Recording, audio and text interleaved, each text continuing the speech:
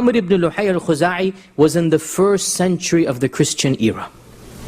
The 1st century of the Christian era. And our Prophet ﷺ was born in the 6th century of the Christian era. Right? 570 or so. This is roughly the date CE when he was born. We'll talk about that next week inshallah, the day and the year he was born, and the Christian equivalent. Around 570, 571 CE of the Christian era, our Prophet ﷺ was born. So around 500 years before the coming of our Prophet ﷺ, Amr ibn Luhai introduces Hubal. So it takes 5 centuries of pure paganism to spread to all of Arabia. Now, question arises, how could one man single-handedly change the religion of Ibrahim and Ismail? This is a question that we should ask ourselves and benefit from in order not to fall into this trap. One man can change the religion of their forefather Ibrahim and Ismail. How so? Allahu A'lam, but I think that we can summarize it in 2 factors.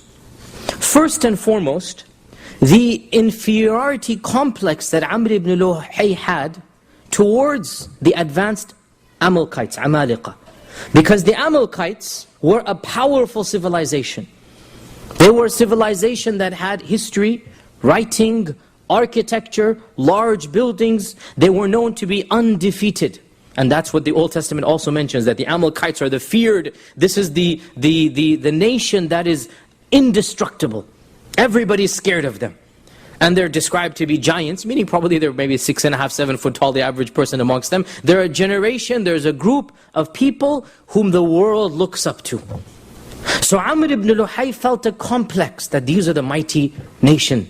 We should take from them in everything. So, because the Syrian society, the Amalekites were so powerful, Amr ibn Luhai assumed they must be correct in everything. And it is very important that we take from this lesson things that we benefit from in our times. Simply because a nation is powerful doesn't mean it has the correct morality, the correct ethics, the correct theology.